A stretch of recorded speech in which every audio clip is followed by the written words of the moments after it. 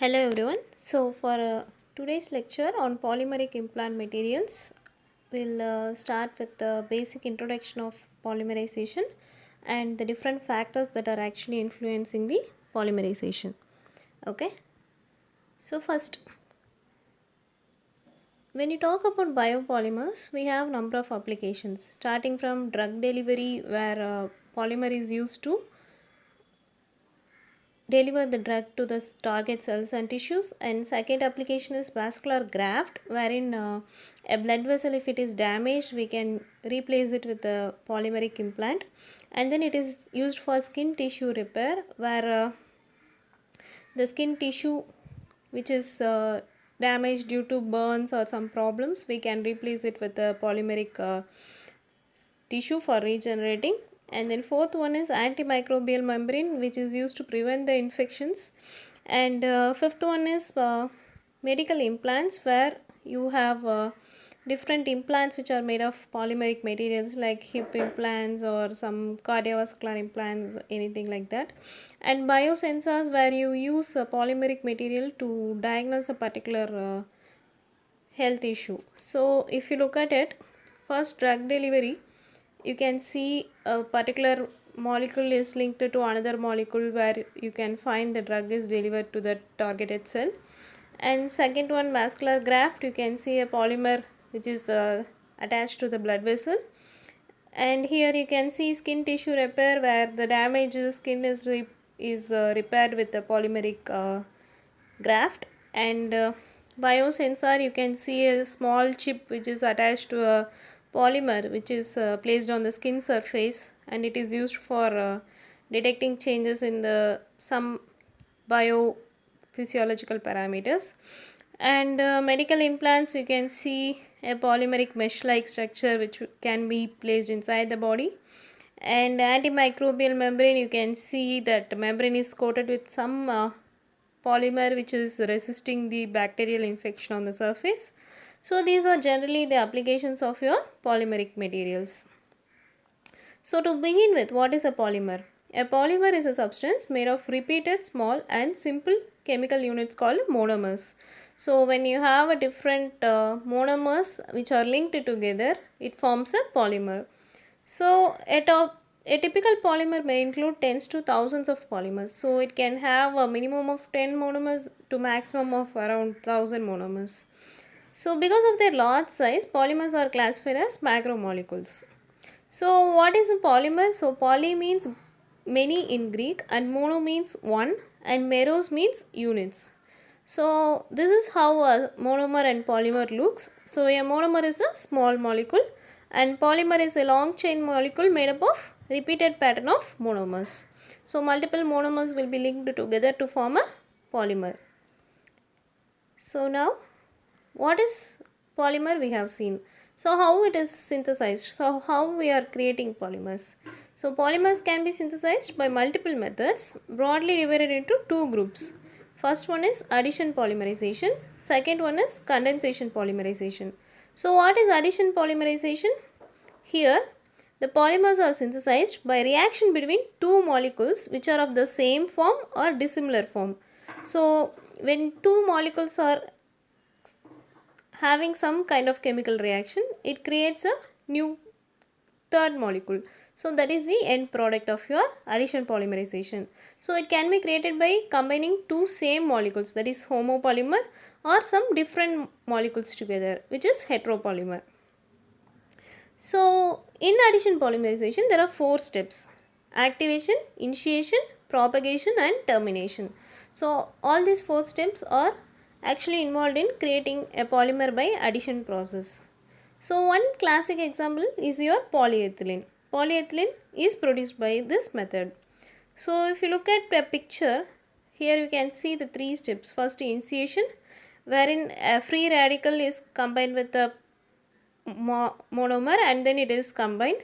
And in propagation you can see that the molecule is adding chains of monomers together, like that hydrogen and carbon chain is repeated. And in termination it is attached to another free radical and then it completes the polymer formation.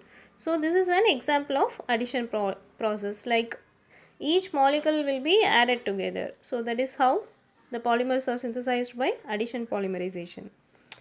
So next, condensation polymerization. This is the second method. So here what happens, when two monomers bond together, it is called a condensation reaction. So mostly covalent bond is formed between these molecules. So you would have studied different types of bonding, right, in chemistry. So covalent bond is one type of bonding where two monomers are linked together.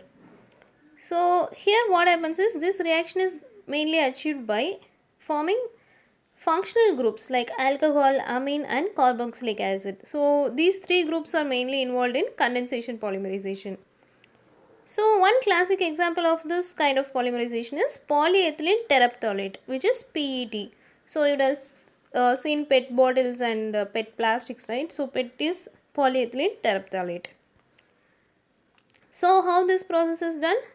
So here you can see two different molecules and you can see the OH group. The OH group combine together to form H2O, and then here in the middle these two molecules are linked together by a covalently linked oxygen molecule. So one oxygen molecule is combined here and then the other oxygen is combined with two hydrogen to form the H2O.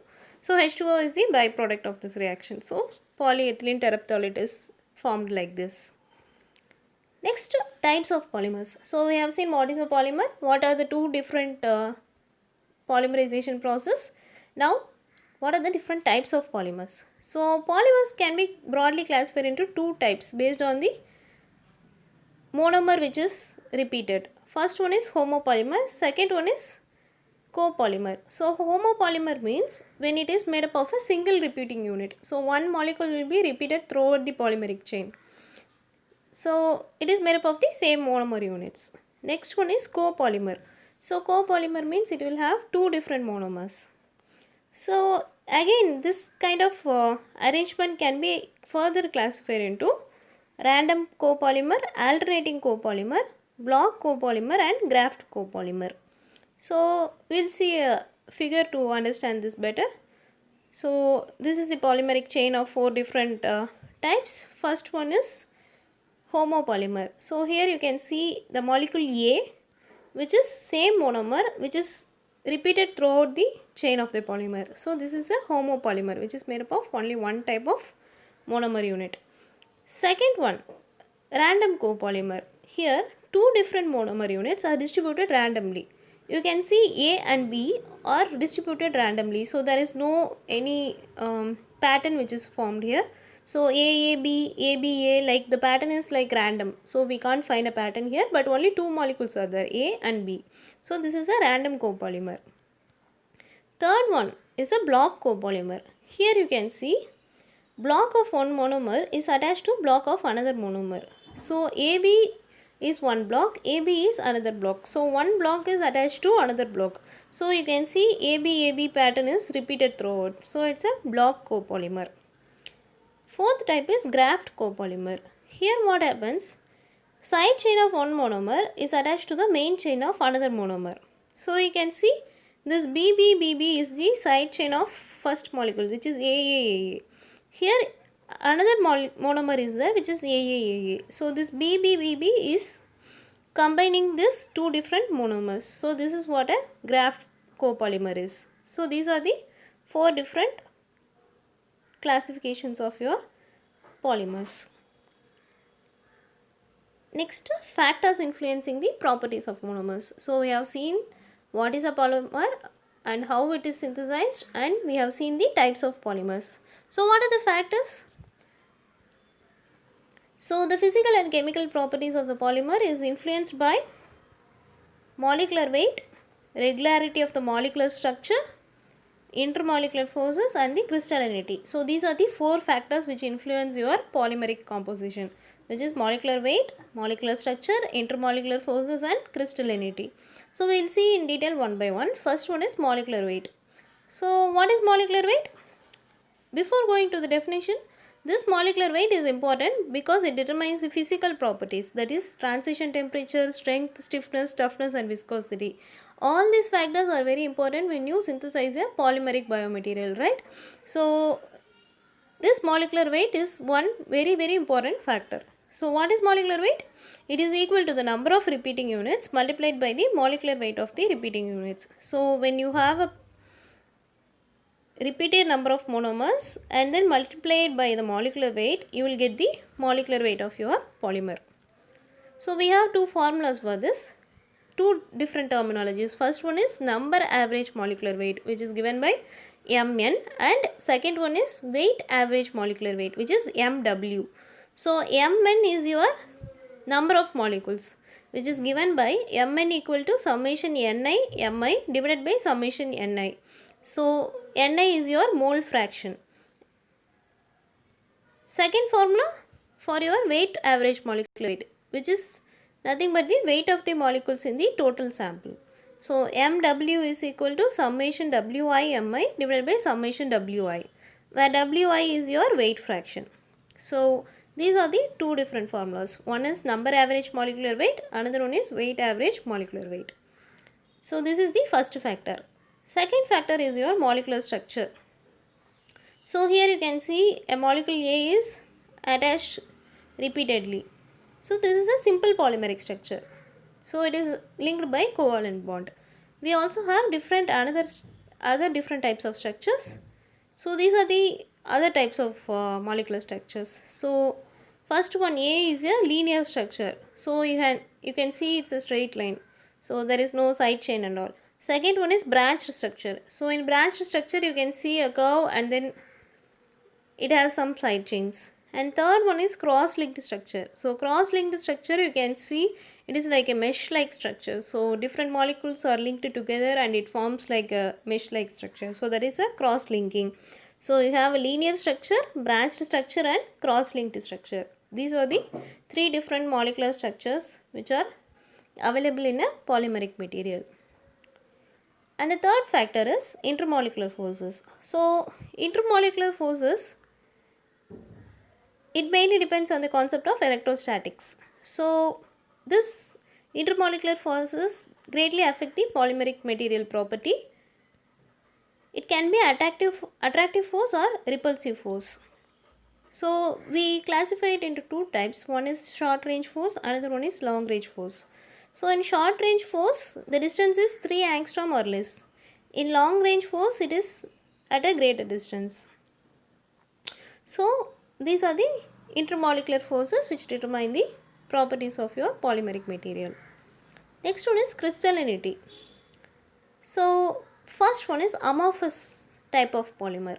Amorphous is, next one is crystalline type and third one is semi-crystalline type. So these are the three categories based on the polymeric crystallinity. So first type is amorphous type. So here it refers to the random alignment of your polymeric chains. So the alignment won't be in a structured way. It's a random alignment. And then examples are polystyrene, polycarbonate and polysulfone. So this type of polymers usually get softened when it is heated, but they do not flow. So this is about the amorphous type. Second one is crystalline type.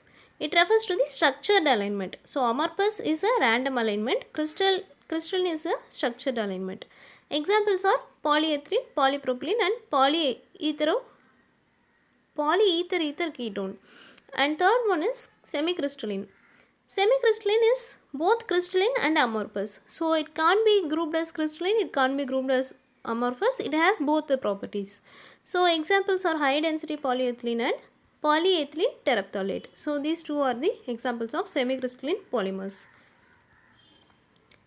And last topic is polymer characterization. So in polymer characterization, we have spectroscopic methods, mechanical methods, microscopic methods, physicochemical methods and scattering methods. So in spectroscopic methods, we have nuclear magnetic resonance, Raman spectroscopy and infrared spectroscopy. So these three methods are used to characterize the properties of your polymeric materials.